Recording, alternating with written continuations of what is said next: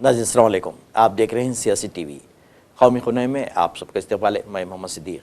सबसे पहले सुर्खियों पर एक नज़र डालते हैं। क्या ट्रंप इंतजामिया ने वाकई अमरीकी अदालत में हिंद पाक जंगबंदी का दावा किया? कांग्रेस का सवाल। मोदी की मुसलसल खामोशी पर भी जाहिर की तशवीश। दुनिया भर में मौजूद हिंदुस्तानी पार्लिमानी वफूद का मुलाकातों का सिलसिला जारी। कहा, पाकिस्तान और दहशतगर्दी के खिलाफ हमारा पैगाम वाज़ेह है। पहलगाम के बाद उमर अब्दुल्ला ने गुलमर्ग में काबीनी मीटिंग की सदारत की। कहा, लोगों और सयाहों में एतमाद पैदा करना अहम मकसद। महाराष्ट्र में तूफानी बारिश से बड़ी तबाही, 8 अफराद हलाक, लाखों एकड़ पर खड़ी फसलें तबाह। नई थी सुर्खियां, अब खबरों की तफसील पेश है। गुज़िश्ता शब एक पुरवकार तकरीब में सर जमहूरिया द्रौपदी मुर्मू ने मुल्क के मुख्तलिफ शोबेजात में नुमाया खिदमात अंजाम देने वालों को मुल्क के बावकार पद्मा अवार्ड्स अता किए थे। पद्मा अवार्ड्स याफ्तागान के एजाज़ में वज़ीर दाखिला अमित शाह ने एक पुरतकल्लुफ़ इशाइये का एहतमाम किया और तमाम अवार्ड याफ्तागान को पुरखुलूस मुबारकबाद पेश की। सयाहती मुकाम पहलगाम के बाद जम्मू कश्मीर के वज़ीर आला उमर अब्दुल्ला ने आज वादी के दूसरे मशहूर तरीन सयाहती मुकाम गुलमर्ग में एक काबीनी मीटिंग की सदारत की। इस मीटिंग में काबीनी वज़रा, इंतज़ामी सेक्रेटरीज, कश्मीर के सूबाई कमिश्नर्स, महकमों के सरबराहान और सीनियर पुलिस अफसरान ने शिरकत की। हुक्काम का कहना है कि सयाहती मुकाम पर मीटिंगों के इनेकाद का मकसद सयाहों में एहसास तहफ़्फ़ुज़ पैदा करना है। अपने इलाके की तरफ से उनको बहुत बहुत शुक्रिया अदा करता हूँ। उन्होंने गुलमर्ग को चुना इस मीटिंग के लिए और ये मीटिंग खास मकसद रखती है। एक तो इस मीटिंग में जो है उमर साहब ओवरऑल जायजा ले रहे हैं, जो स्टेट में जो काम चल रहे हैं, जो काम करने थे उनका क्या हाल है, रिव्यू ले रहे हैं तमाम डिपार्टमेंट्स का। उसके साथ साथ एक ये टुवर्ड्स कॉन्फिडेंस बिल्डिंग मेजर्स, जिसमें जो हमारे बाहर से आना चाहते हैं टूरिस्ट, हम उनको वेलकम करते हैं, वो आए यहाँ। और जहां तक गुलमर्ग का सवाल है, गुलमर्ग ने हमेशा टूरिस्ट को वेलकम किया है। गुलमर्ग के लोग मेहमान नवाज हैं और जो भी यहाँ टूरिस्ट आता है जम्मू कश्मीर में, वो गुलमर्ग जरूर आता है। लिहाजा ये मीटिंग बहुत ही मायने रखती है।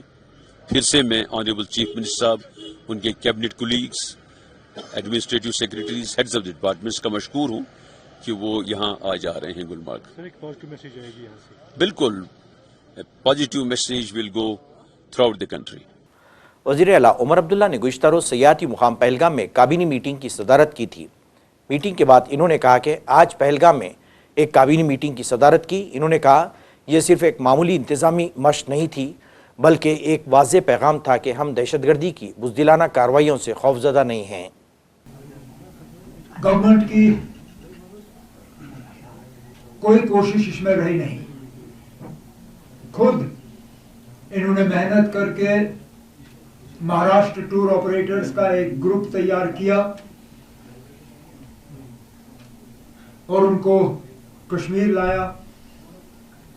आज पहलगाम में है, फिर गुलमर्ग जाएंगे, श्रीनगर और फिर वापस। और हमारे लिए हौसला अफजाई की बात यह बनती है कि जब शुरू में अभिजीत ने इस ग्रुप के हवाले से बात की तो कहा था कि मैं 20-25 लोगों को अपने साथ लाना चाहता हूं। जब हमने कहा कि जरूर आइए तो 25 से तादाद 40 की बनी। जब प्रोग्राम फाइनल हुआ और मैंने इनसे कहा कि मैं पहलगाम में इनसे मिलने जरूर आऊंगा, तो नंबर 50 तक पहुंच गया था। आज मुझे पता चला कि 60 जो है वो नंबर क्रॉस कर चुका है और 60 के आसपास महाराष्ट्र के बड़े बड़े टूर और ट्रैवल ऑपरेटर्स जो हैं वो यहाँ आ रहे हैं, ये देखने के लिए कि किस तरह ट्रैवल और स्टेट को जो है, ट्रैवल और टूरिज्म इंडस्ट्री को किस तरह हम दोबारा शुरू कर सकते हैं। तो मैं इस मौके पे अपने तरफ से, अपनी हुकूमत की तरफ से और बिलखसूस जम्मू कश्मीर के आवाम की तरफ से, पहलगाम के लोगों से की तरफ से अभिजीत और इनके साथियों का शुक्रिया करना चाहता हूं। टूरिज्म, जहां तक मेरा मानना है, एक कॉन्फ्लिक्ट न्यूट्रल एक्टिविटी रहनी चाहिए। हमारे लिए टूरिज्म अपने आप में एक इकोनॉमिक एक्टिविटी है, लोगों के लिए कमाने का एक जरिया। वक्तन फवक्तन बदकिस्मती से इसको सियासत में भी उलझाया हुआ है। पनामा के सिफारतखाने में हिंदुस्तानी कम्युनिटी के एक इजलास से खिताब करते हुए पाकिस्तान की दहशतगर्दी और ऑपरेशन सिंदूर के बारे में रायमा हमवार करने के लिए पहुंचे अरकान पार्लिमान के वक्त में शामिल कांग्रेस रहनुमा शशि तरूर ने पाकिस्तान के खिलाफ सख्त कार्रवाई की जरूरत पर जोर देते हुए कहा कि जब तक पाकिस्तान पर शिकंजा सख्त नहीं किया जाएगा, इस वक्त तक दहशतगर्दी का खात्मा नामुमकिन है। That we represent very many different parties. Even within the 7 members of my delegation, there are 4 parties represented. We have, 5 parties represented amongst the members of my delegation. And then I should mention to you that we also come from all parts of the country.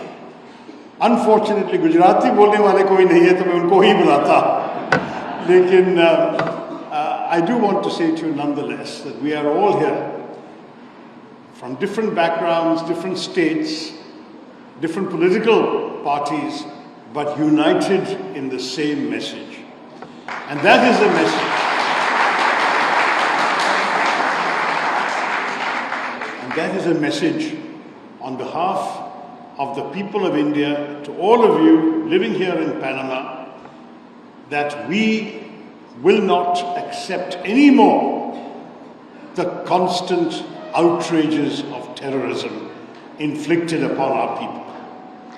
We have suffered attack after attack for almost 4 decades now.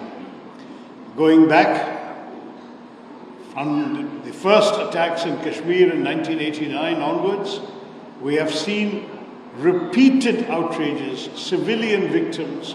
Most of you will remember the horrors of Mumbai in 2008, what we call 26/11 because it happened on 26 November, but went on for 3 days, in which 170 people were killed.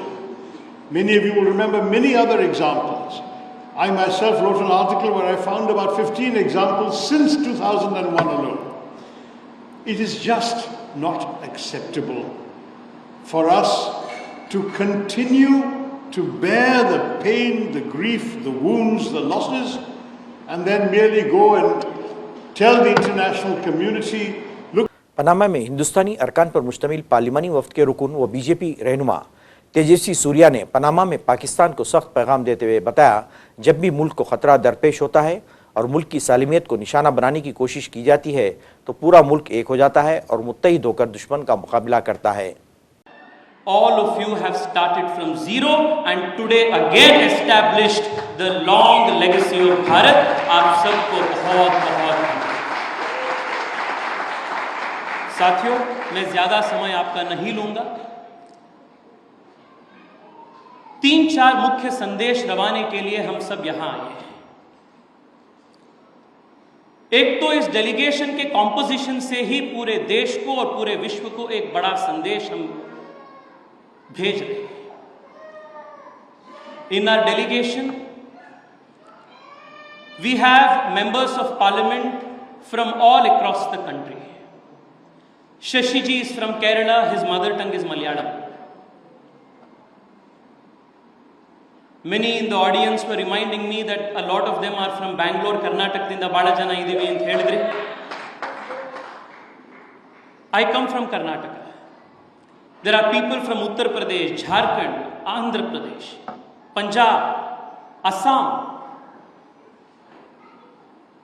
We are divided we have diversity in languages, diversity in religion, diversity in the regions of India we come from, the political parties we represent, but the very first message India is giving to the world is when it comes to matters of national importance, national security, we are one and we speak in one voice.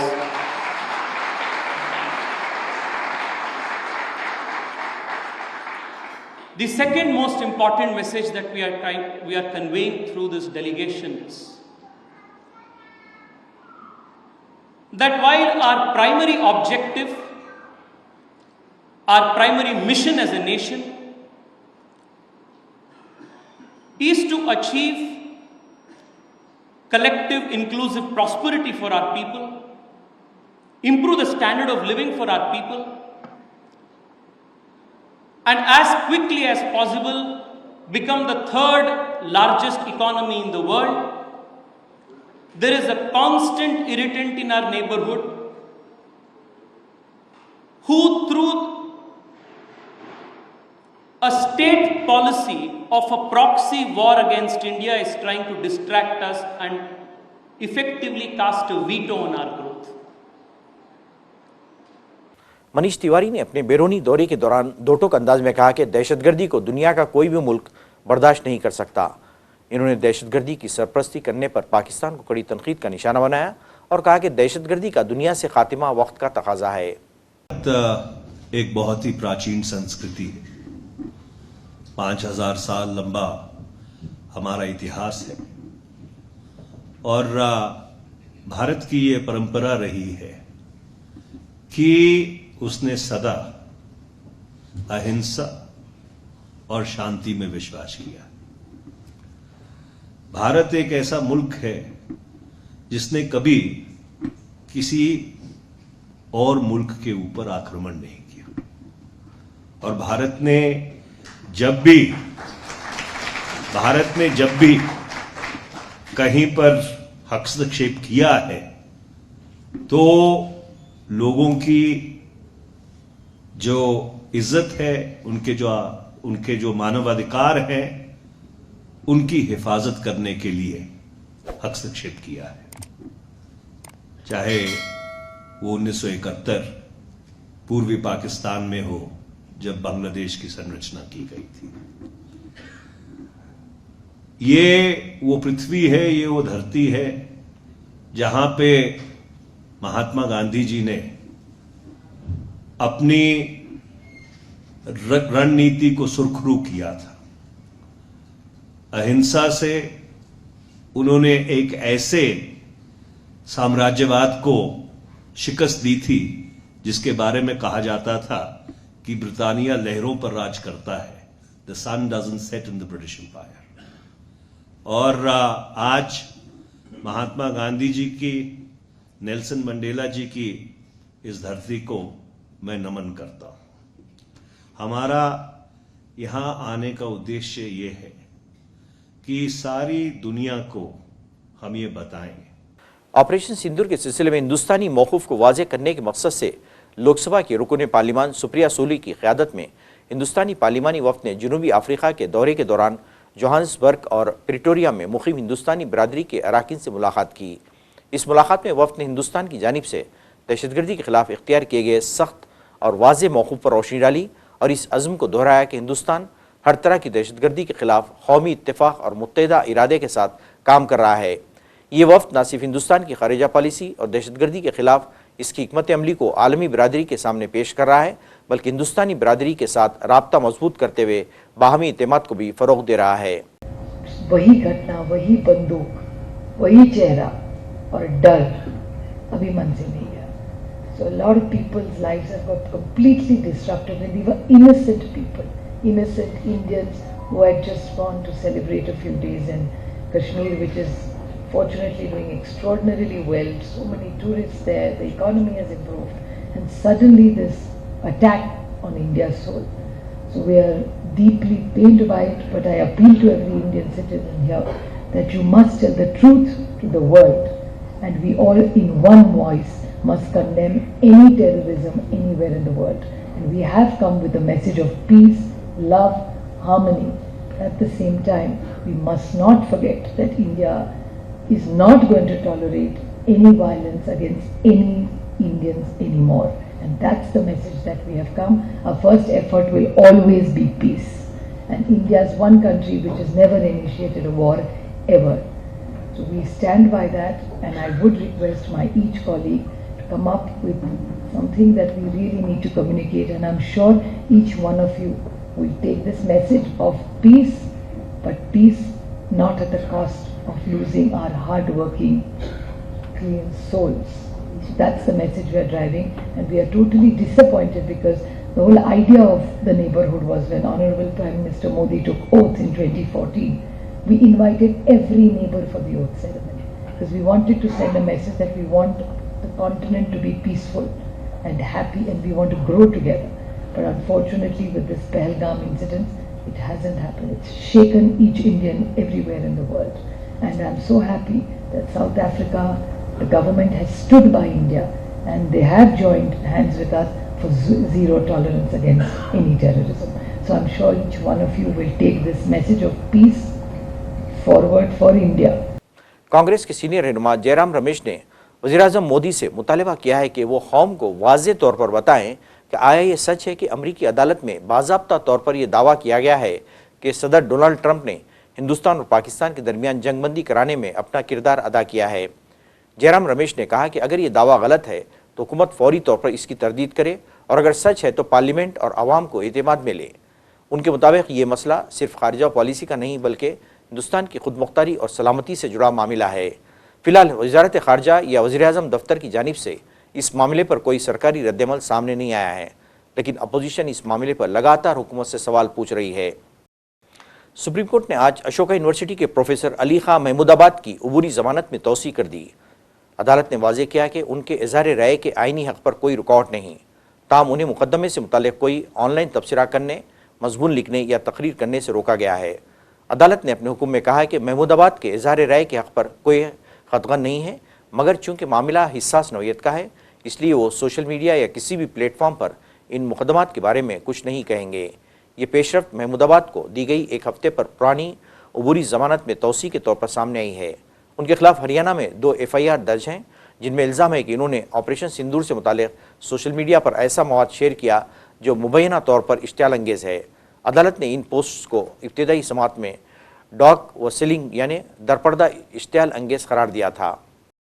मरकज़ी हुकूमत ने property के online registration को लाजमी बनाने और दस्तावेज़ात के digital तहफ़्फ़ुज़ को यकीनी करने के लिए एक बिल का मसौदा तैयार किया है। ये मुजवज़ा कानून 117 साल पुराने रजिस्ट्रेशन एक्ट की जगह लेगा। वज़ारत देही तरक्यात के तहत महकमे ज़मीनी वसाइल ने इस मसौदे को अवाम के राय के लिए जारी किया है। मौजूदा रजिस्ट्रेशन एक्ट मुल्क भर में नाफिज है, लेकिन रियासती हुकूमतों को इसमें तरमीम करने का हक़ हासिल है। इसके लिए हालांकि मरकज़ी हुकूमत से मशवरा ज़रूरी है। कई रियासतों ने पहले ही कानून में तरमीम करके ऑनलाइन रजिस्ट्रेशन की इजाज़त दे दी है। इसी को ध्यान में रखते हुए मरकज़ ने एक वसी कानून लाने का फ़ैसला किया है जो पूरे मुल्क में एकसां तौर पर नाफिज हो सके। मसौदा बिल के तहत अब agreement to sale, power of attorney, sale certificate और इक्विटेबल मॉर्गेज वगैरह दस्तावेज़ात का रजिस्ट्रेशन लाजमी कर दिया गया है। रियासत महाराष्ट्र में पिछले चंद दिनों से जारी प्री मानसून की शदीद बारिशों के सबब तकरीबन 35,000 हेक्टेयर पर खड़ी ज़रई फसलों, सब्जियों और बागात को नुकसान पहुंचा है, जबकि घरों, मवेशियों के खलमों और गोदामों को भी शदीद नुकसान हुआ है। इस दौरान आसमानी बिजली गिरने, डूबने, मकान की दीवार और दरख्त गिरने के वाक़यात में 8 अफराद जाँ बहक, 2 ज़ख्मी हुए हैं, जबकि रियासत भर में मवेशियों के भी हलाक होने की खबर है। हुक्काम के मुताबिक इन तमाम मुतासिरीन को नेशनल डिज़ास्टर रिस्पॉन्स फंड के उसूलों के मुताबिक माली इमदाद फराहम की जाएगी। रियासत भर में होने वाले तमाम नुकसानात का पंचनामा करके अहकाम जारी किए गए हैं और रेवेन्यू वज़ीर चंद्रशेखर बावकोले ने ऐलान किया है कि मुतासिर अफराद को NDRF फंड से इमदाद दी जाएगी। सैलाब और हंगामी सूरत से निपटने के लिए नेशनल डिज़ास्टर रिस्पॉन्स फोर्स की 18 टीमें रियासत भर में तैनात हैं, जिनमें से 3 मुंबई में हैं, 1 पालघर में, 2 नागपुर में और 1 टीम पुणे हेडक्वार्टर में तैनात है। BCCI ने IPL के फाइनल मैच को हिंदुस्तान की आर्म्ड फोर्सेस के नाम मानून करने का फैसला किया है। गौतम गंभीर ने BCCI के इस इक़दाम की सिताइश की है और कहा कि BCCI एक मुश्किल वक्त में, जबकि मुल्क एक जंग से बाहर निकला है, फाइनल मैच को आर्म्ड फोर्सेस के नाम करके उनके मुल्क की हिफाजत के लिए अजीम खिदमात का एतराफ़ किया है। देश के लिए खेले, वो सब इस टूर्नामेंट में उन्होंने हिस्सा लिया है, इस टूर्नामेंट में उन्होंने परफॉर्म किया है, तो इसलिए ये एक दिल्ली की लेगेसी है। अगर दिल्ली के किसी भी युवा खिलाड़ी को पहले दिल्ली के लिए सिलेक्ट होना, फिर आगे जाके अगर देश का नाम रोशन करना है तो आपको ऐसे टूर्नामेंट में भाग लेना पड़ेगा। और ऐसे टूर्नामेंट में एक टाइम पे तो सिलेक्टर्स भी इस टूर्नामेंट की परफॉर्मेंस रिकग्नाइज करते थे। तो आई होप कि आगे आने वाले समय में भी कि दिल्ली के जो रणजी ट्रॉफी के सिलेक्टर्स हैं और बाकी एज ग्रुप क्रिकेट के सिलेक्टर्स हैं, वो ऐसे टूर्नामेंट की परफॉर्मेंस को कंसिडर करें और फिर दिल्ली की टीम सेलेक्ट करें। 1974 से लेके 2025 50 वर्षों का सफर इस टूर्नामेंट का। तभी मैंने बोला है कि ये एक हिस्टोरिक टूर्नामेंट है और ऐसे टूर्नामेंट्स को बहुत ज़्यादा वेटेज और माइलेज देनी चाहिए जब आप दिल्ली की रणजी ट्रॉफी या बाकी टीमें सेलेक्ट करते हो, क्योंकि यहीं से बच्चे अपना कैलिबर दिखा सकते हैं, अपना पोटेंशियल दिखा सकते हैं। अगर वो अपना पोटेंशियल ऐसे टूर्नामेंट्स में दिखाएंगे तभी चीज़ें दिल्ली की क्रिकेट बेहतर होगी। को इंग्लैंड साउथ ईस्ट में नहीं लिया गया है। वो मैं सिलेक्टर नहीं हूँ, this is a better question. Sir IPL हाँ जी, Sir, IPL and the BCCI has decided to dedicate the closing ceremony, calling it a tribute ceremony to our armed forces, defense chiefs being invited and everything being done for the armed forces. How do you look at it? it's an unbelievable step. You know, we normally used to criticize a lot to BCCI for a lot of things, but this is something which is unbelievable. This is something where I think BCCI has taken a great initiative from a point of view where the entire nation is one and the entire nation has to salute the armed forces, what they do unconditionally. So I feel that with BCCI taking such an initiative, we got to give a lot of appreciation and a lot of credit to BCCI and more importantly to our armed forces who've been unconditionally helping us, saving us and protecting us. नाज़रीन, आखिर में सुर्खियों पे एक और नज़र। क्या Trump इंतजामिया ने वाकई अमरीकी अदालत में हिंद पाक जंगबंदी का दावा किया? कांग्रेस का सवाल। मोदी की मुसलसल खामोशी पर भी जाहिर की तशवीश। दुनिया भर में मौजूद हिंदुस्तानी पार्लिमानी वफूद का मुलाकातों का सिलसिला जारी। कहा, पाकिस्तान और दहशतगर्दी के खिलाफ हमारा पैगाम वाज़ेह है। पहलगाम के बाद उमर अब्दुल्ला ने गुलमर्ग में काबीनी मीटिंग की सदारत की। कहा, लोगों और सयाहों में एतमाद पैदा करना अहम मकसद। महाराष्ट्र में तूफानी बारिश से बड़ी तबाही, 8 अफराद हलाक, लाखों एकड़ पर खड़ी फसलें तबाह। नाज़रीन, इसी के साथ ही कौमी खबरनामा खत्म होता है। मुझे और सारी सियासत की टीम को इजाज़त दें। अल्लाह हाफ़िज़।